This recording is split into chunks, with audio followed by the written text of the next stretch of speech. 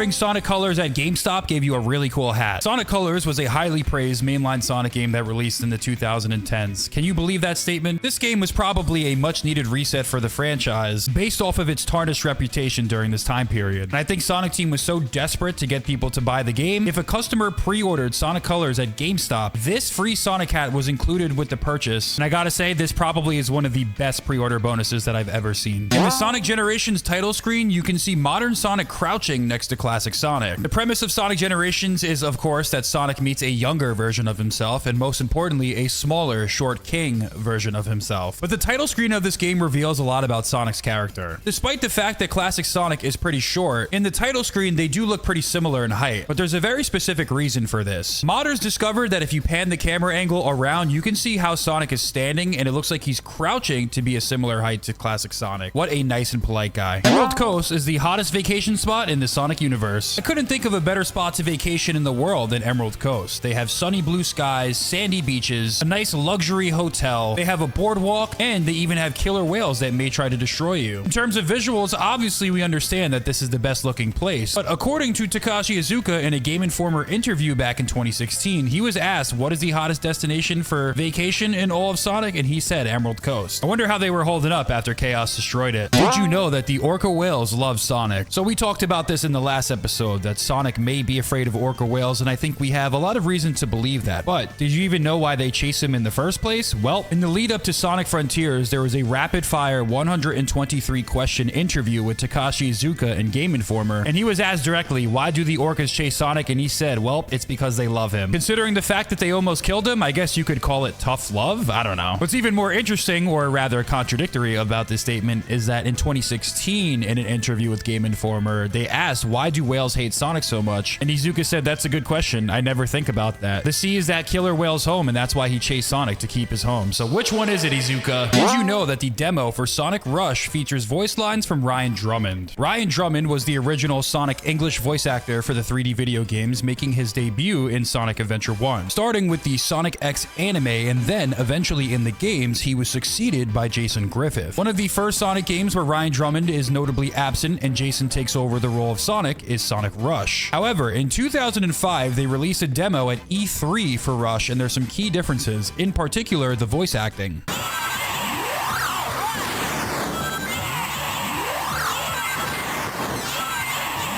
Your ears do not deceive you. That is Ryan Drummond voicing Sonic in Sonic Rush, but those are recycled voice lines from Sonic Advance 3, so it's likely that those were just placeholders for the final product, but nonetheless, it is interesting to hear Ryan voicing Sonic in that game. Big the Cat was shown in concept art of the Knuckles TV show. It's no secret that writers Pat Casey and Josh Miller for the Sonic movies love Big the Cat. There was even a possibility that he was going to show up in Sonic Movie 2, but not in the way that you would expect. This was confirmed in an interview with the writers and IGN when they said that Big was going to make a cameo as a skeleton. But now, after all these years, we have learned about another attempt to sneak Big into the movie franchise. A concept artist for Knuckles, Jason Knox Johnston, just revealed on his portfolio that he worked on the Knuckles TV show. On his website, you can see some of the shots that he contributed to for episodes 2 to 6 of the Knuckles series. In this portfolio, you get to see some of the shots that he worked on, but there's one that really stands out in particular. It shows a shot of the Snow Lodge, and what do you see in the middle? You see Big the Cat. So once again, they tried sneaking him into these movies. It's only a matter of time before it happens. There's official Sonic Mania promotional material that shows Sonic and Tails fishing. The other day, the official Sonic the Hedgehog account tweeted this out. They said, we dug up this old asset from our archives and think it's a great reminder to take a break and do something kind for yourself today. I gotta say, the animation itself is pretty brilliant. It kind of shows this slice of life style of content that shows what the Sonic heroes do in their spare time. I grew up on sprite animation, so this is definitely one of my favorite styles of content. Anyways, one of these shots from this animation shows Sonic and Tails fishing on Angel Island, which is kind of in line with the idea that Sonic likes to fish. But I just found this to be so cool. I'm happy that they posted it. Would love to see more sprite animations in the future. Sonic Rush is the only Sonic game where bottomless pits are featured in every single zone. While yes, the Sonic Rush games are beloved, there's one major criticism that people have of the developer of this game, Dims, and that's that they include a lot of bottomless pits in their levels, such as this.